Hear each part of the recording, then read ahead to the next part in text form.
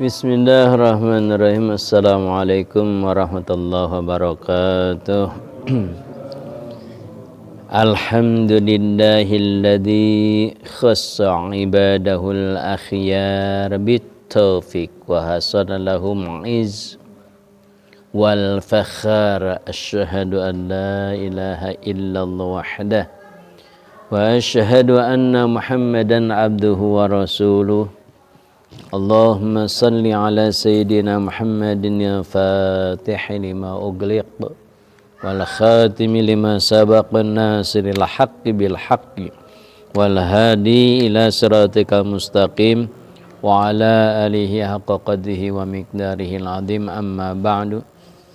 Qad aflahal mu'minun. Al-ayah.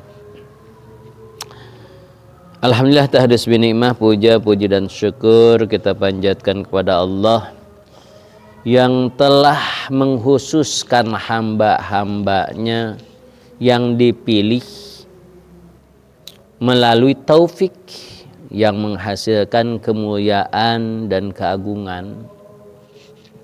Salawat beserta salam semoga tetap tercurah kepada Nabi besar Nabi Muhammad sallallahu alaihi wasallam yang selalu kita nantikan syafaatnya, terutama nanti di akhirat. Mudah-mudahan kita termasuk orang-orang yang mendapat syafaatul udma fi yaumil jaza.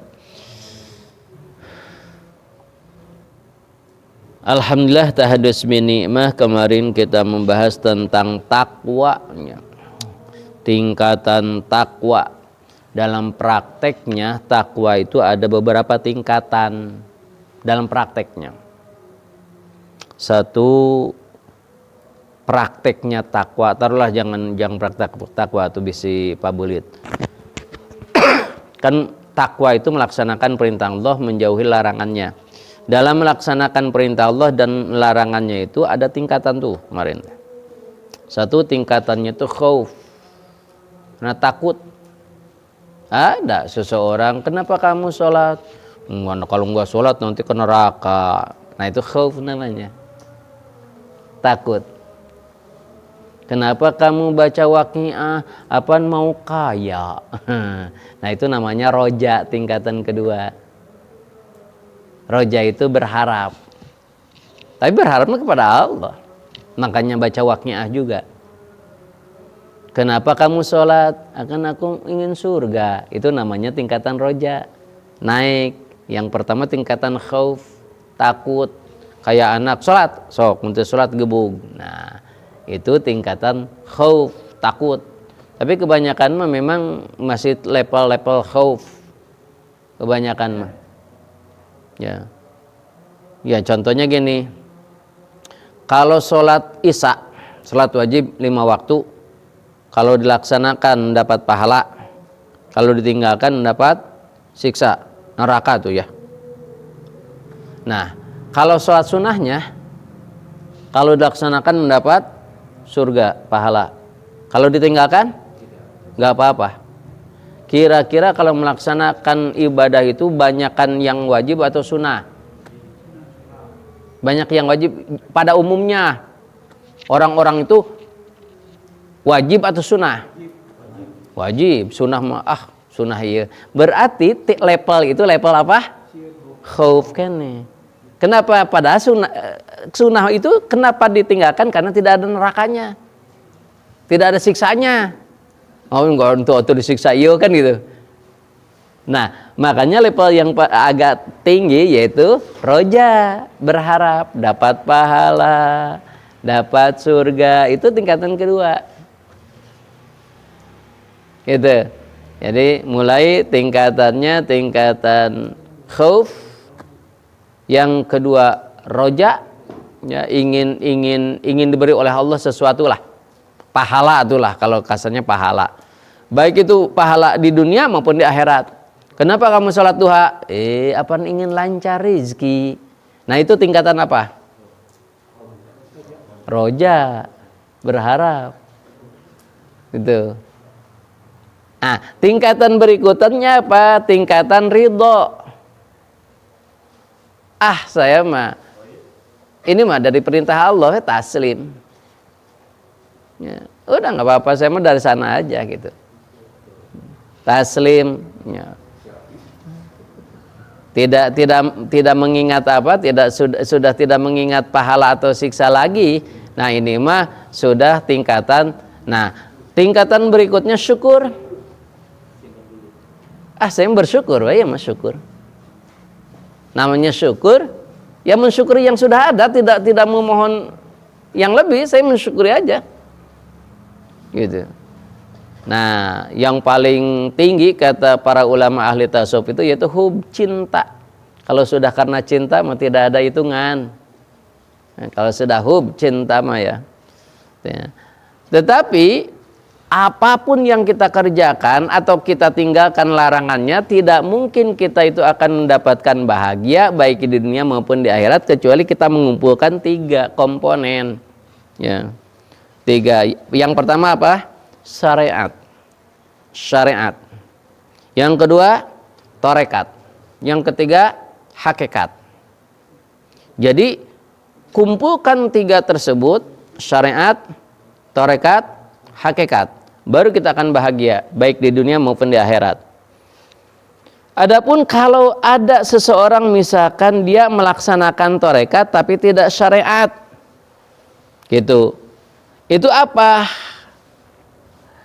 Nih, jadi barang siapa yang melakukan syariat tidak melakukan hakikat, atau melakukan hakikat tapi tidak melakukan syariat. Ini li'anal hakikata bila syariatin batilun. Sesungguhnya melaksanakan hakikat tidak dengan syariat itu batil.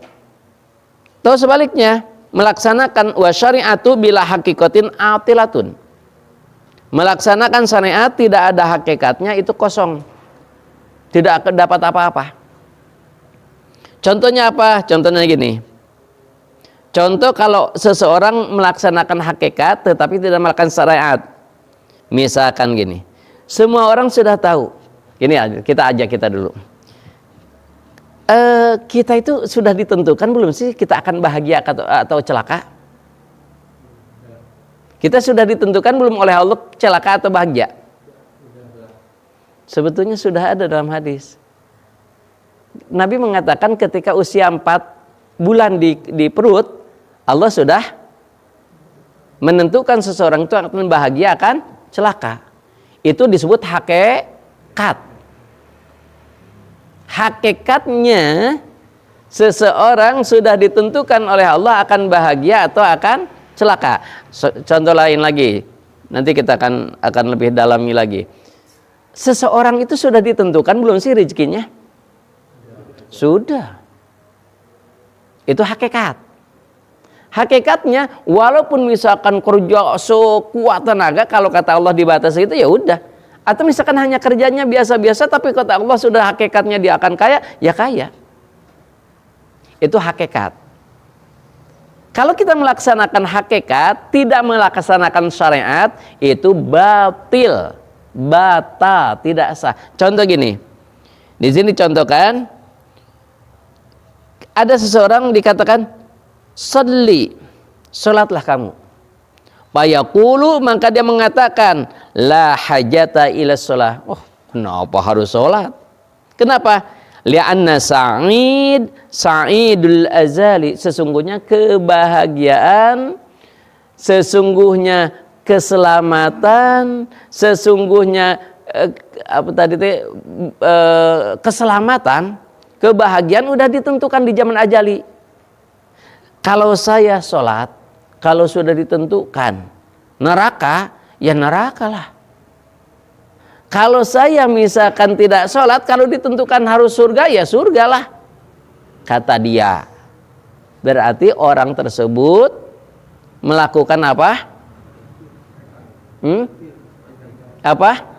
Hakikat.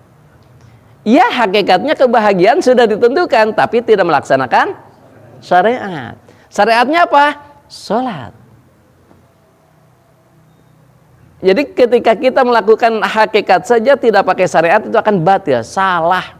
Buktinya apa? Nabi sudah dinyatakan surga, sudah dinyatakan, tetap ibadah. Abdurrahman bin Auf yang kita tahu 10 para sahabat, Abu Bakar, Umar, Utsman, Ali, salah satunya Abdurrahman bin Auf sudah dinyatakan surga, tetap saja sholat syariat. Jadi sebetulnya hakikatnya sebetulnya sudah ditentukan.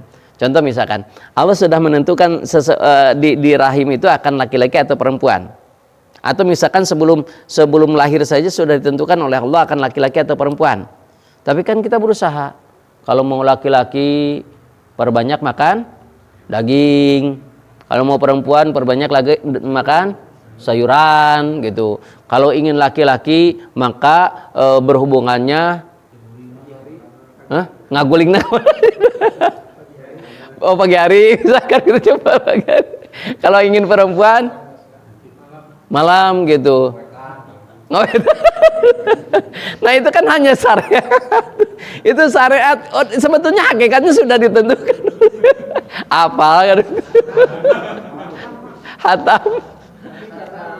Hadisnya kan kalau pengen laki-laki itu harus memuaskan istrinya dulu. Istrinya harus duluan. Sebenarnya hadis gitu. Masih tahunya kan gini, ada sahabat datang ke Rasul. Dulu dia jadi ini anak saya laki-laki perempuan. Dan Rasul tanya, siapa yang dulu merasa puas gitu kan? Laki-laki perempuannya, itu laki-laki. Cek aja nanti kamu percaya. Terus begitu juga kalau dia misalkan perempuan yang duluan yang laki-laki duluan yang itu perempuan gitu kan. Apa nu jadi nanti teh nyaho nu mana heula? Buat pas menjadi nyarak di rahim itu. Pertama ini kan pertama berhubungan. Iya, ya nu jadina kan berhubungan teh loloba teh. Anu jadina nu saha nu teh heula sok? Emang gini, apakah ketika langsung berhubungan apakah langsung jadi? Kan enggak. Mungkin saja ketika kita duluan nu jadina anu masuk rahimna tetap jadi perempuan. Emang harus selamanya perempuan dulu? Susah kalau selama kadang-kadang kita dulu kepindu jadina.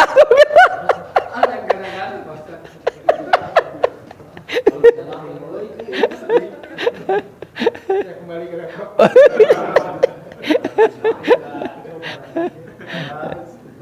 Ya, kan di dalam hadis pun sama. Misalkan kalau mau deket haid akan jadi laki-laki perempuan. Saya lupa. Hah? Kalau misalkan baru haid itu akan jadinya kalau mau haid atau setelah haid itu beda laki-laki atau perempuannya. Saya lupa di dalam kitabnya. Kalau nggak salah mah kalau mau deket haid jadi itu perempuan kalau nggak salah. Itu dibalik itu. Saya lupa. Pokoknya itu ya contohnya gitu. Nah tapi kan kita nggak tahu yang jadi. Udah nggak salah. Gua jadi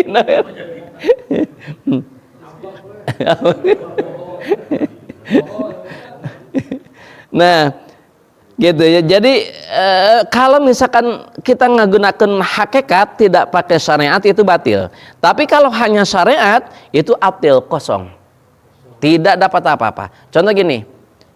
Misalkan ini dulu zaman Nabi Musa nih, ada. Jadi zaman Nabi Musa dia ibadah 70 tahun. 90 tahun. Dia ada yang menyebutkan 70 tahun. 70 tahun ibadah. Kemudian ketika itu dia menyebutkan, wahai Nabi Musa, aku sudah 70 tahun ibadah tidak pernah maksiat. Saya tidak mau ke surga dengan rahmat Allah, tapi ingin dengan ibadahnya. Maka kata Allah, ya udah kalau pas meninggal dia dihitung oleh malaikat dengan nikmat mata sebelah saja. Mensyukuri nikmat ibadah 70 tahun tidak berhenti, mensyukuri nikmat mata satu saja masih banyak nikmat mata. Maka kata Allah, dengan keadilanku maka orang tersebut masuk neraka. Maka orang tersebut, ya Allah nggak jadi atuh sama rahmat Allah. Nah itu cerita di Nabi Musa waktu itu ya. Itu mah mukjizat Nabi kita aja ya. Hakikatnya kan belum terjadi, hanya itu untuk ibroh saja, untuk pelajaran bagi kita bahwa masuk surga itu bukan dengan syariat. Tapi dengan hakikat. Ini itulah gampang nama supaya bisa masuk logika. Kalau kita bersih, maka bakal sehat gitulah ya. Saya sudah cuci tangan, makanan sudah dicuci, itu akan sehat. Itu secara syariat. Tapi kan buktinya, sakit mah sakit. Kenapa? Karena hakikat. Jangan gini, pasti saya mah sehat. Kenapa? Ini cerita. Benar, ini beneran terjadi ya. Saya itu dibawa oleh keluarga dokter. Waktu itu berkunjung ke mana lah saya lupa. Berkunjung. Waduh ya Allah ya Karim. Dia itu sangat, tapi karena keluarga dokter mau makan apapun dia cuci tangan pakai apa? Altis ya. Altis. Kemudian lengkeng saja. Kan ada kulitnya. Itu harus dicuci dulu. Takut sakit perut. Itu terlalu syariat. Ternyata waktu itu dikerjakan ke Allah ya. Pas dia tuh sudah bersih semuanya, makan, sakit perut. Dia bilang, kenapa ya? Pas sudah cuci tangan, pakai altis lagi, kok masih sakit perut? Itu karena keluar dokter, dia tidak mau, kan kebetulan tidak bawa obat. Tidak mau obat warung. Padahal dia itu ke makanan teh sakit gitu. Kata saya gini, udah nggak apa-apa, ini aja ke warung aja. Enggak nanti nggak cocok. Alah itu kan hanya syariat, kan kita nggak bawa obat. Ya udahlah, beli. Kayaknya nggak mempan Pak Ustadz. Udah, insya Allah kita syariat aja, beli, dimakan. Niatkan oleh kita ini hanya syariat, yang menyembuhkan hanya Allah. Udah sembuh. Padahal aneh ya, saya biasanya dari warung nggak sembuh. Itu kan syariat ya. Jadi kalau terlalu mengandalkan syariat itu juga akan kosong, batil juga gitu. Di antara syariat dan hakikat harus berimbang. Jadi ulang lagi, 3 syariat, tarekat, hakikat. Ulang lagi. Syariatnya sholat misalkan tadi sholat. Hakikatnya apa? Masuk surga, itulah ya. Tarekatnya apa? Melaksanakan sholatnya itu. Kan perintahan sholat mah sudah ada nih. Berarti syariatnya sudah ada. Kemudian dapat hakikat enggak? Ridho Allah atau surganya Allah? Enggak, kalau tidak ada tarekat. Apa tarekat tuh? Melaksanakan syariat, itu namanya tarekat. Bagus kita misalkan cuci tangan, ya memang dianjurkan oleh Allah, dianjurkan oleh Rasul, tapi jangan dijadikan angkehan, tetegenan, andalan gitu. Pokoknya pasti ini. Enggak, ke Allah aja gitu. Ya itu syariat, hakikat, tarekatnya. Nah sebaliknya misalkan gini, saya mah nggak usah ginilah. Kadang-kadang gini, rizki saja kan tadi. Rizki itu sebetulnya sudah diatur oleh Allah. Buktinya apa? Kalau menurut syariat, kita logikakan aja. Misalkan angkot pada larang lebih panjang. Lebih panjang ini namanya. Lebih panjang. Misalkan pada larang lebih panjang. Itu misalkan angkot itu 5 angkot. 5 angkot itu setarnya sama, misalkan jam 6, pulang sama jam 5 sore, misalkan. Apakah yang 5 angkot supir itu sama rezekinya? Nah, apa sama? Trayeknya sama. Kadituna sama 5 putaran, 5 rit. Nah, make beda. Apa syariatnya sarua? Nah kan hakikat ngarizkian ma Allah. Walaupun syariatnya sama tetap aja beda. Dan ngarizkiannya Allah. Makanya saya kadang suka berpikir kalau ke toko sama persis gitu. Jualannya sama, bukanya sama, kok beda-beda ya hasilnya. Kenapa? Ya bukan hanya syariat, hakikatnya dari Allah. Makanya kalau orang yang hanya mengandalkan syariat pasti mengandalkan logika saja, tidak ada doanya. Kalau kita yakin ke hakikat pasti akan berdoa. Dan hakikatnya yang memberikan rezeki itu hanya Allah. Pasti doa. Makanya kenapa orang-orang yang jualan dengan orang yang kerja di pabrik itu tauhidnya hebat kena yang jualan. Kenapa? Nanti di pabrik nanti kudu ngadoa ada kita sakit per bulannya. Udah jelas. Tapi kalau yang jualan setiap hari gentar, ya Allah, laku ya Allah, kan itu ngadoanya benar, tauhidnya ke Allah benar. Beda yang ke pabrik mah ini berangkat aja, pulang-pulang kan digaji per bulan. Dialas rezekinya diatur. Kan kalau yang usaha mah nggak diatur, brak begitu, kumaha karep gitu. Waktu tergantung kita gitu. Itu kan dialas semuanya gitu. Itu syariat, ya, hakikat, tarekat. Nah, kalau syariat itu syariatun kasafinah. Para ulama menyebutkan syariat itu seperti perahu.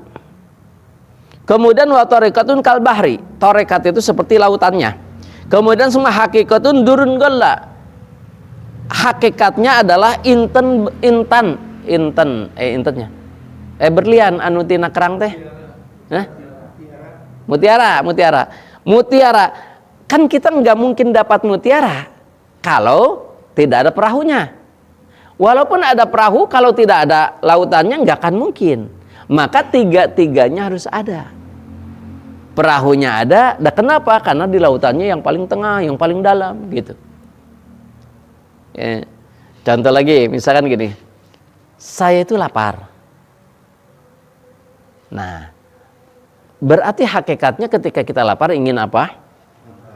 Lain ingin makan, ingin kenyang. Maka tidak mungkin bisa kenyang kecuali ada syariat. Syariatnya makan. Pancing.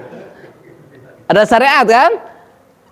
Dapat nggak kita kenyangnya? Belum, karena belum ada tarekat. Belum dihabek. Nah itu makannya itu ngunyah ngambil makan itu tarekat namanya. Itu.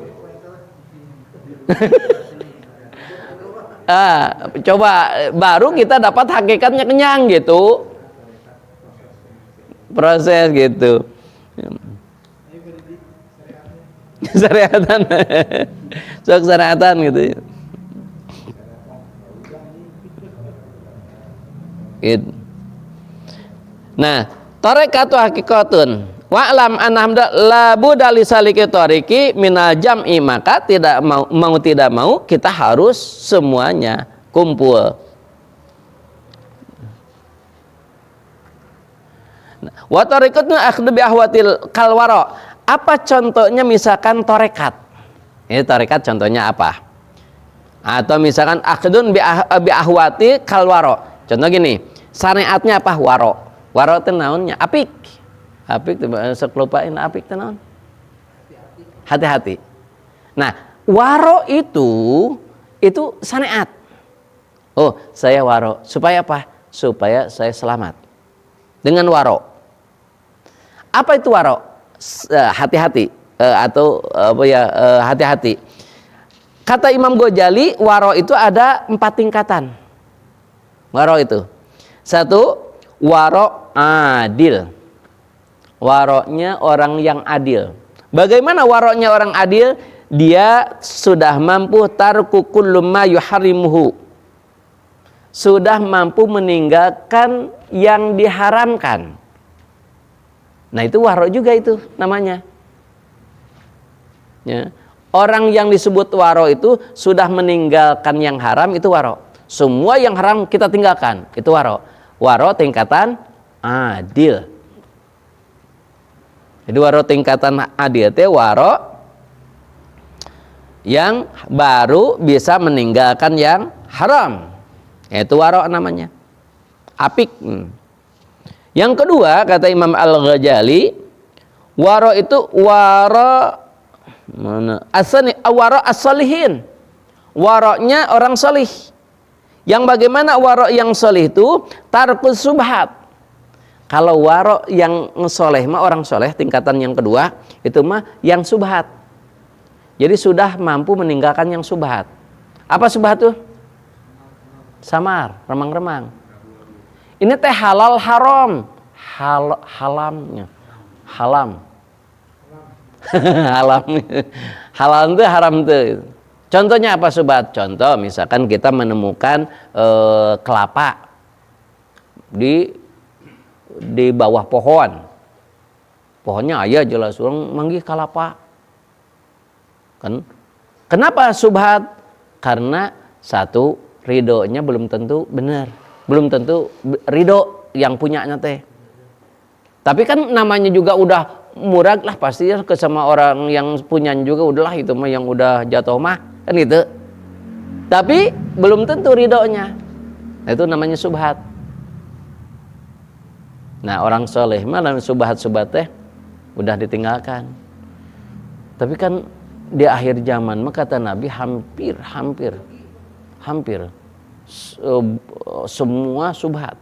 Contoh yang membuat roti lah taruh yang besar, roti besar misalkan orang Cina, dan orang Cina tersebut misalkan tidak tahu tentang halal dan haram, tidak tahu najis dan suci, misal dek teh, ya otomatis kita kan subhat juga tuh, kan nggak tahu tuh. Atau ini teh ayam ini teh benar tuh nyembelihnya, kan kata Nabi kalau misalkan kalau kita menyembelih ayam atau hewan, kemudian kan sok guru bukan, kemudian masuk ke air si hewan tersebut, maka kata Nabi matinya mati karena air, maka disebut bangke. Katanya ayam itu sembelih lempar langsung ke air panas, sembelih lempar langsung air panas. Sedangkan dalam hadis kalau dilempar ke air, jangankan dilempar ngeguru buka air sendiri gitu ya, jatuh ke air sendiri, itu matinya karena airnya bukan karena sembelihannya. Dipercepat itulah gitu. Apalagi ini lunglung, jadi supaya cepat katanya. Tuh. Tapi kan kita nggak tahu yang dibeli oleh kita itu benar yang itu atau yang benar nyembelihnya kan gitu. Nah itu namanya subhat. Anu lamun jalminu soleh mah orang soleh udah ditinggalkan yang subhat teh. Berarti orang hesenya disebut pangkat soleh. Karek pangkat adia we meureun boa deui. Karena ya dia mah sudah meninggalkan yang haram. Mungkin masih ada haram juga gitu. Berarti kita nggak nyampe waro ke tingkat adil juga gitu. Apalagi yang tingkat solihin. Yang ketiga waronya itu waro tingkat 3. As-salis waro al-muttaqin. Waro orang yang takwa. Bagaimana waro orang yang takwa? Tarku ma la ba'sa bihi makhafatan ma bihi ba'sun. Meninggalkan sesuatu yang tidak bahaya tapi dikhawatirkan ini akan bahaya. Itu orang takwa. Meninggalkan sesuatu yang tidak akan bahaya tapi dikhawatirkan bahaya. Contohnya naonnya? Contohnya? Pakai helm. Pakai helm. Kan terlindungi. Kalau nggak pakai helm tiba-tiba kecelakaan. Membahayakan. Oh itu. Tapi itu mah ada aturannya harus. Boleh lah. Pakai helm gitu misalkan. Nah, contohnya apa? Sesuatu yang misalkan kalau di sesuatu ya apa ya, kalau yang ini halal tapi dikhawatirkan nggak halal. Contoh gini lah, misal kita ada kenceling masjid tuh, kencing masjid. Terus ada saudara kita yang sakit.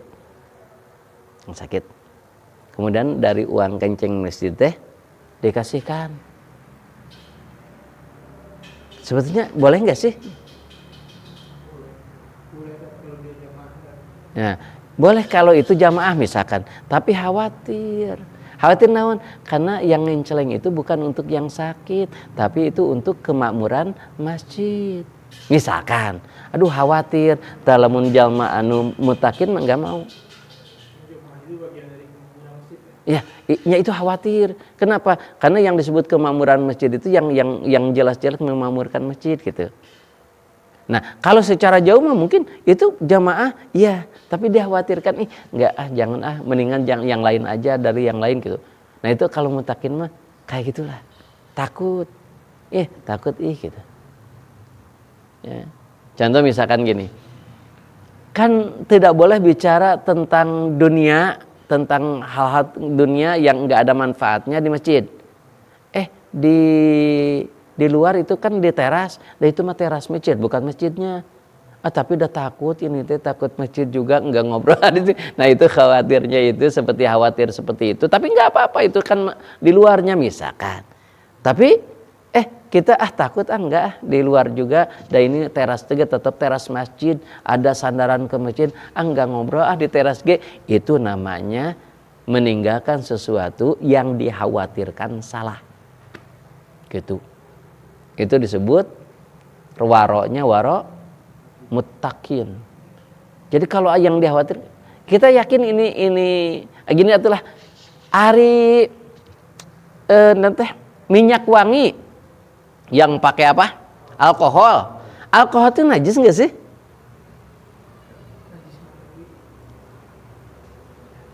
Aslinya najis enggak alkohol?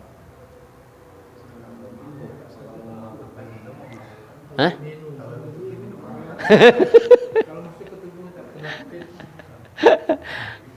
Itu mah kalau masuk ke tubuh mah yang haramnya ya. Nah kan ini rijsun min amali syaitan. Najis. Apakah kalau najis kan kalau dipakai pun kalau najis mah najis. Itu misalkan.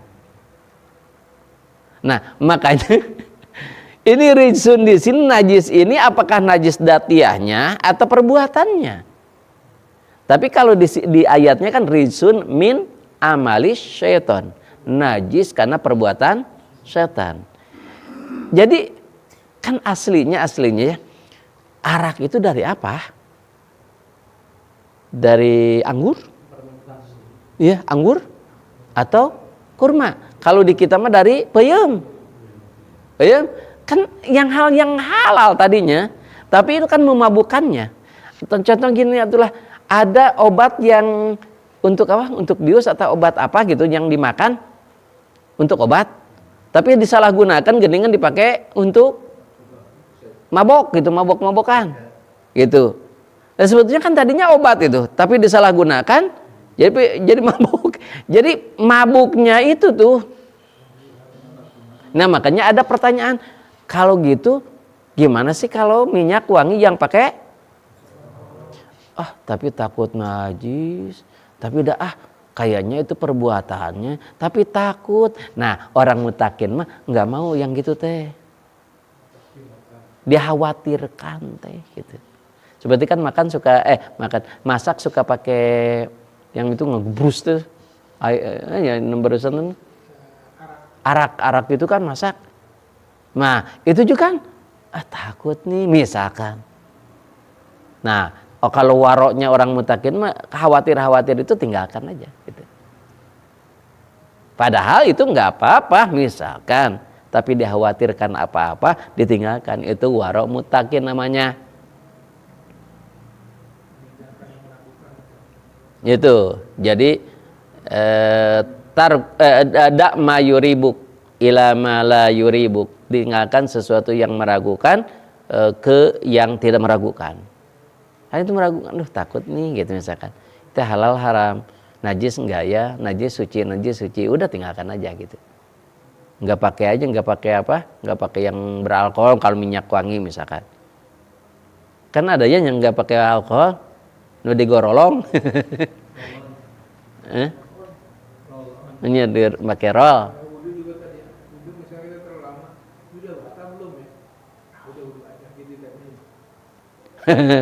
Iya kalau yang waro mutakin mah gitu.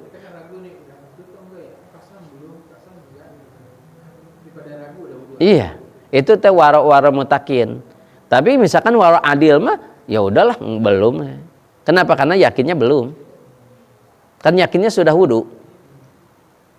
Dan tidak ada yakin kita sudah batal kan? Berarti ragu. Tapi wudunya sudah yakin. Maka al yakin la yuzalu bisakan dina hukum. Menurut adil, menurut waroknya adil gitu. Tapi kalau waroknya warok solih, ya udahlah lebih baik wudu lagi, apalagi mutakin kan gitu. Wudu lagi aja lah. Kenapa? Dan coba aja bayangkan, ketika kita misalkan ragu dalam wudu, ini tuh udah batal atau belum, dan di sholat lagi pasti akan ingat nggak khusyuk nanti. Ya udah aja mendingan wudu. Yang nggak akan khusyuk lah. Gitu. Ya iyalah, jangankan yang udah batal atau ragu, yang masih punya wudu juga bagusnya kan wudu lagi.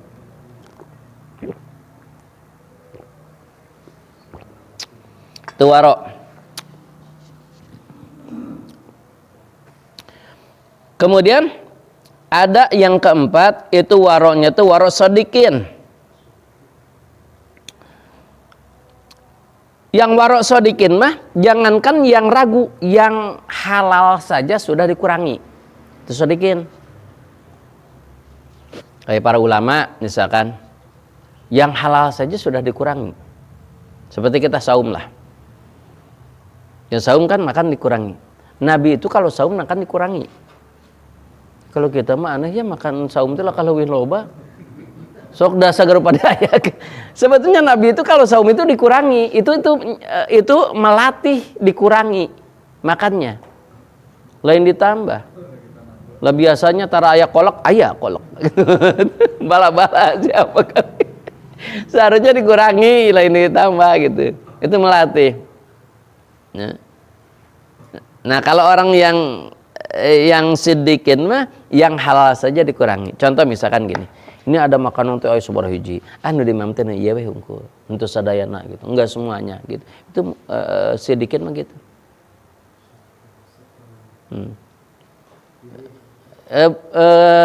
Jadi dia itu justru, makanya kata Nabi gini, orang yang sidikin dalam hadis gini, kalau kamu mampu makan satu piring berdua atau 2 piring bertiga. Kalau belum mampu 1 piring berdua, ya minimal 2 piring untuk bertiga. Itu kurangi terus makan. Makanya Nabi itu kan makan ketika lapar dan berhenti sebelum kenyang. Itu Nabi. Dikurangan tuh makannya. Sidikin. Jadi sidikin itu yang halal saja dikurangan. Apalagi yang haram, apalagi yang subhat gitu, apalagi yang haram gitu. Kurangi. Itu sidikin namanya. Saya boleh, saya makan sekenyang saya, ya boleh, tapi saya emang enggak. Nah, itu namanya sudah zuhud. Kalau zuhud itu mampu meninggalkan yang ada. Kalau yang qanaah mampu meninggalkan yang tidak ada. Ulang lagi. Kalau zuhud mampu meninggalkan yang ada. Kalau qanaah mampu meninggalkan yang tidak ada.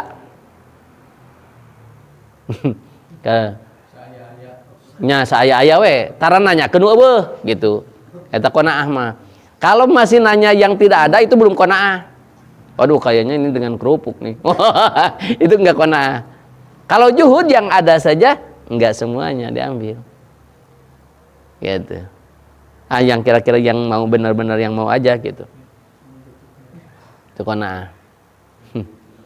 Makanya sekarang itu yang ada aja, jangan aduh kayaknya dengan ini janganlah, yang ada aja. Kecuali dari awal disiapkan.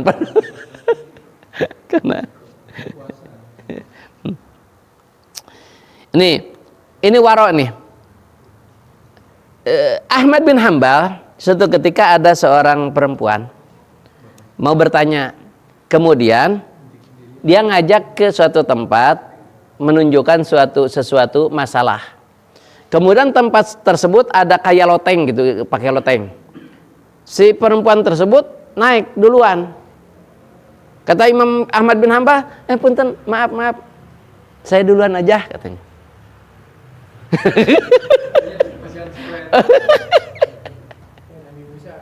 Kayak Nabi Musa gitu ya. Kata Nabi Musa, pasti sok aja neng duluan ya cenah gitu. Karena kan nggak tahu jalan. Karena Nabi Musa itu Masya Allah ketika dikejar-kejar Firaun lari ke Madian, ke tempat mertuanya lah kalau sekarang tadinya siapa, Nabi Syuaib. Kemudian kan kalau di Arab mah emang salah satu pekerjaan yang dimuliakan tuh menggembala, nggak aib. Kalau di kita mah kan penggembala itu kayak aib gitu ya. Kalau Islam itu mulia gitu. Jadi kebetulan Nabi Syuaib pun nggak punya putra laki-laki, yang perempuan aja gitu. Nah yang membala itu anaknya perempuan, karena Nabi Syuaib kan udah sepuh, 2 orang, iya gitu. Nah biasanya kan suka di heureyan ku tukang ngangon yang lain. Kan biasanya setelah ngasih makan tuh dikasih minum, air minum kan ke bawah. Kalau ke bawah kan jalannya setapak gitu. Gembalaannya kemudian dia setapak gitu. Ini suka di halangan sama batu. Jadi si orang-orang itu nyimpen dulu gembalaannya, balik lagi ngaheureyan. Suatu ketika Nabi Musa datang ke situ, diambil. Nah itu mukjizat Nabi Musa ya, bisa mengangkat batu yang biasanya oleh belasan orang baru bisa keangkat oleh Nabi Musa sendiri. Maka inilah katanya untuk mulang tarima, menurutnya bahasa Sunda berterima kasih ke rumah aja dulu gitu. Tuh ninggalin nu ganteng menurutnya Nabi Musa. Nih bager, aduh gagah ini bisa jadi pelindung gitu, ke rumah. Aisyah kata neng duluan. Dikersakannya Allah nguji keimanan Nabi Musa. Datang angin ribut. Roknya nyingsat sedikit gitu, langsung ditutup lagi. Neng udah, neng di belakang, di depan. Namun orang dia mentos antep. Rizki. Kalau Nabi Musa ada saya di depan, gimana kan nggak tahu jalannya. Udah nanti kalau ada belok kanan belok kiri lempar aja dengan batu kerikil gitu. Entah ditoel atau orang noel di batu. Jadi pas saya ini kiri kanan gitu tunjuk gitu aja. Isyarat aja gitu. Namun orang mau toel tuh bareng gitu. Itu waro tuh. Waro apa tuh? Sedikit. Waro itu namanya yang gitu teh. Apik gitu ya. Makanya saya tuh guru saya almarhum Al-Maghfurlah di pesantren di Lembur dekat rumah. Itu ngaji itu beda-beda. Kalau hari Kamis laki-laki, hari Rabu perempuan. Itu nggak disatukan ngaji teh. Yang kedua, kalau ngaji perempuan itu si mama mah kan ini teh suka ada kayak kulambu gitu. Apa di atas ada tangga, kemudian dia ngajinya di atas pakai kulambu. Itu sebelum ada ibu-ibu datang dia sudah naik. Karena tidak mau terlihat dan melihat. Setelah beres ngaji, ibu-ibu sudah nggak ada semuanya, baru dia turun. Nah itu waro namanya. Dia tuh ngaji gitu, nggak langsung berhadapan gini, enggak. Itu saking waronya, nggak mau. Dan saya tuh, aduh hebat mama tuh. Ketika dia jalan misalkan kemana, mau ketemu sama sama ibu-ibu misalnya, ibu-ibu tuh sama dia assalamualaikum tapi balik assalamualaikum, enten ningali. Gitu. Itu waro namanya tuh. Nggak, alhamdulillah istrinya 2.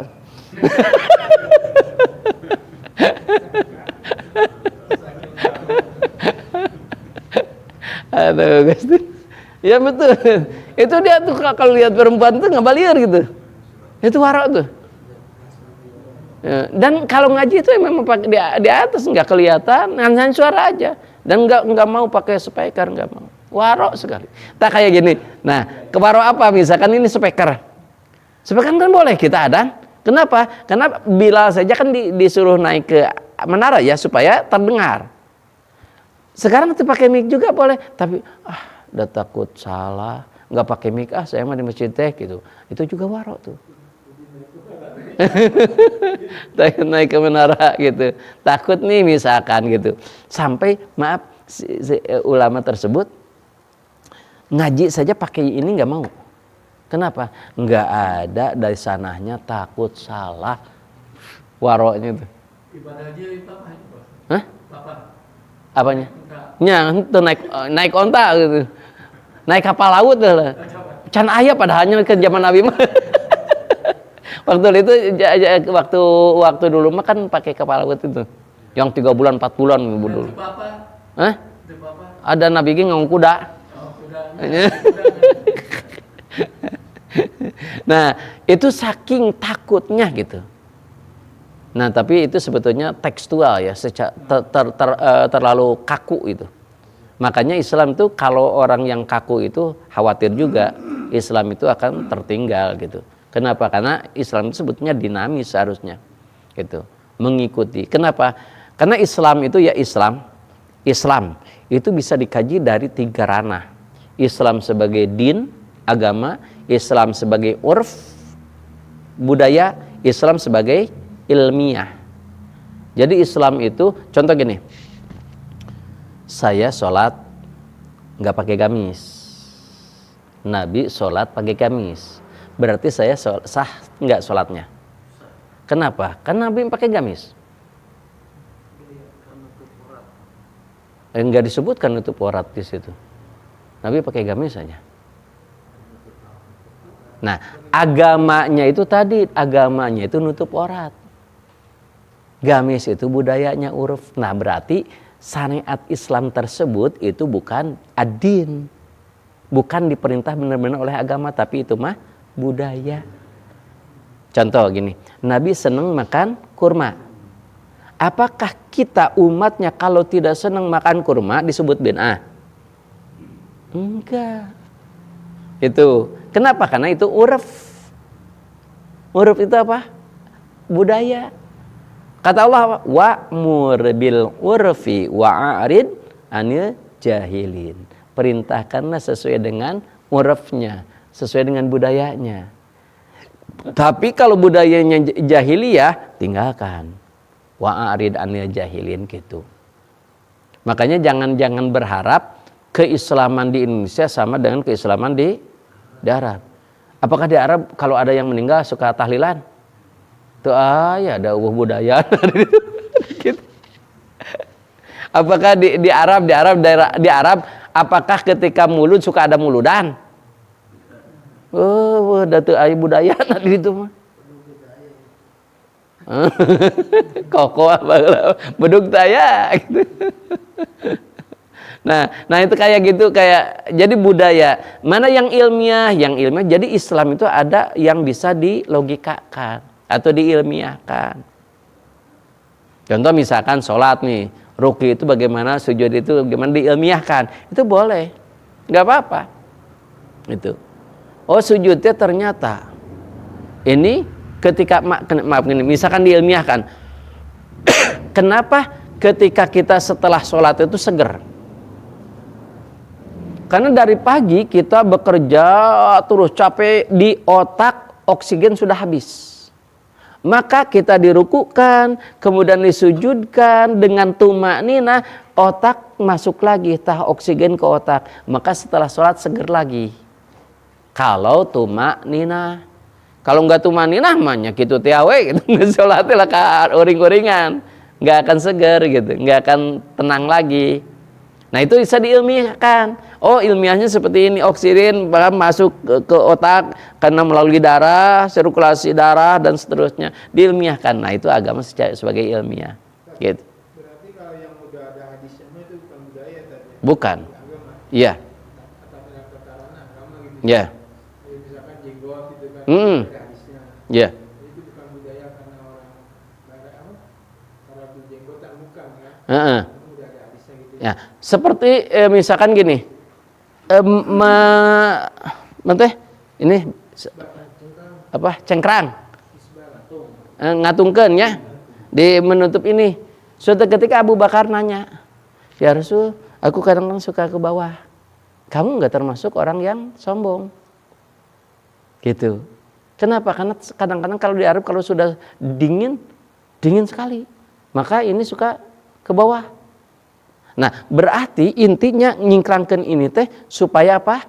Karena dulu, maaf, kalau dilemerkan gitu sombong ceritanya. Makanya walaupun enggak nyampe ke sini, kalau celana walaupun hanya segini, tapi diporosotkeun niatnya sombong sama. Walaupun hadisnya kan ke sini, ya, kalau ke di bawah mata kaki. Tapi walaupun misalkan di atas mata kaki kan itu niatnya sombong, sama aja masuk ke hadis itu. Nah, termasuk yang barusan, kenapa Nabi itu, lihat alasannya, ini elatnya. Salah satu elatnya apa? Untuk membedakan Yahudi dan Nasrani. Dulu itu Yahudi itu senangnya apa? Kumis. Kalau Nasrani enggak, kosong. Maka kita untuk membedakannya jenggot. Sedangkan ayeuna mah si Lionel Messi ge brewok. Hah? Udah ikut sunnah itu. Dia ngaji hadis dia. Gitu. Nah, iya. Jadi ikut ya nggak apa-apa, itu mah untuk tren gagah gitu, apa namanya, kayak garang gitu kan. Kan sekarang di main bola banyak yang brewok ngarah kelihatan garang gitunya. Yang jadi masalah dah itu mah bukan niat ibadah. Niat keren-kerenan weh. Kalau kita niatnya ibadah ya bagus ibadah. Ya. Jadi niatkannya semuanya ibadah gitu. Kayak pakai peci itu kan zaman Nabi mah teh aya nu ngapeci kieu. Gitu. Ya enggak apa-apa. Gitu. Niatkannya untuk apa? Kan niatnya aja yang ikhlasnya, bukan karena ingin apa dan ini gitu ya. Nah, jadi ad-din, lamun Rasulullah sudah ad-din, misalkan sholat lima waktu itu mah sudah jelas din, bukan budaya. Gitu ya. Tariqahnya. Jadi hati sekali lagi, jadi kita itu syariat, tarekat dan hakikat itu harus semuanya ada di kitanya, gitu. Syariatnya ada, misalkan syariatnya contohlah sholat, itu kan syariat. Hakikatnya ingin ridho Allah lah, ingin surga lah. Tapi kalau tidak tarekat, tidak dilaksanakan oleh kita, syariatnya sudah ada, hakikatnya tidak akan dapat kalau tidak tarekat, gitu. Kalau bicara budaya, ada batasannya nggak? Kapan budaya ini sebatas mana bisa diikuti gitu? Yang tadi, yang bukan jahiliyah, batasannya. Artinya nggak akan musyrik, ya, bukan jahiliyah lah, sifat-sifat jahiliyah. Sebenarnya kan ada konteks tasabuh di situ kan ya. Ada konteks tasabuh gitu ya. Tasabuh. Tasabuh kan bagian dari budaya juga. Iya, iya. Mengikuti budaya sesuatu gitu. Hmm. Nah, jadi batasannya itu apa gitu? Apakah kan hukum adi itu hukum adat ya, kalau dianggap bagus dia bisa jadi bisa dipakai gitu ya. Cuman ada batasannya, apakah mungkin karena berkaitan dengan budaya ini ada kemusikan atau mungkin apa? Biasanya kalau para ulama itu lebih ke tauhid nih. Dia lebih apik mah di tauhid. Dari ketauhidan ini mantak musyrik enggak gitu. Kalau ini akan mengakibatkan musyrik itu dihindari. Kalau tidak musyrik itu biasanya ada. Contoh gini, dulu orang Yahudi itu senang pakai sal, pakai dasi. Maka ada yang menyebutkan kan yang tekstual mah tidak boleh pakai dasi. Termasuk ini apa? Ikat pinggang. Itu kesenangan orang Nasrani. Tapi itu kan budaya itu ya. Jadi kita bisa merosot, bisa naon gitu. Nah itu mah kan nggak akan musyrik gitu maksudnya yang gitu. Jadi kita mungkin juga jadi masalah. Kayak akikah gitu kan, saya pernah dengar juga baca akal. Jadi kalau misalkan sebelum ada zaman Islam juga akikah itu Ya udah ada. Kemudian kan setelah Islam ada itu tetap dipertahankan. Iya. Iya, termasuk tawaf kan, orang jahiliyah suka tawaf. Gitu. Tetapi tawafnya di situ dikelilingi dengan patung-patung. Tawafnya ditetapkan tapi patungnya yang jahiliyahnya tadi yang akan musyriknya dihilangkan. Kayak gitu. Jadi selama enggak musyrik mah enggak jadi masalah sih, budaya silahkan. Nah, jadi permasalahan gini. Jadi pertanyaannya, kalau kita mengikuti Nabi, budaya Nabi kan pakai gamis. Berarti kita nggak dapat pahala dong. Karena itu budaya. Pertanyaannya gitu kan. Nah, kira-kira dapat pahala enggak? Dapatlah. Kenapa? Apa? Nah, hubnya kita, cintanya kita kepada Nabi. Kenapa? Karena man ahabba birojulin fahuwa minhu, itu hadisnya. Barang siapa yang cinta terhadap seseorang, maka dia akan disatukan dengan yang dicintainya. Jadi dasarnya ketika cinta, maka apapun yang dilakukan oleh yang kita cintai, insya Allah. Sampai Abu Bakar menanya ke Aisyah, duduknya Nabi gimana? Saya ingin ikut duduknya Nabi, kayak gimana duduknya. Ketika ngaji gimana, ketika makan gimana, duduknya saja ditanya. Saking ingin ngikutin Nabi, saking cintanya ke Nabi gitu. Makanya kewajar ketika Abu Bakar itu, ketika orang Yahudi kakek-kakek yang buta itu kan suka dikasih makan tiap pagi sama sore oleh Nabi. Ketika wafat Nabi, apa pekerjaan Nabi, rutin Nabi? Oh, ini ngasih makan. Abu Bakar ngasih makan rotinya gimana? Ingin percis dengan Nabi. Gitu. Padahal kan bukan berarti harus ke situ aja ngasih sedekah, kan kemana saja boleh. Tapi karena ingin sama dengan Nabi, sama gitu. Itu cintanya, saking cinta. Jadi kita, oh saya mah cinta ini, nggak mungkin Nabi melakukan sesuatu kecuali itu pasti ada manfaatnya. Kenapa? Karena Nabi selalu dibimbing oleh wahyu. Misalkan tadi kurma, saya juga senang kurma. Karena hadisnya kan, barang siapa makan kurma dengan ganjil, maka akan seperti ini. Tapi kalau genap akan seperti ini. Ternyata diteliti seperti itu. Kan harganya gitu makan kurma teh. Tapi urang mah kumaha waragna kumaha hoyongna.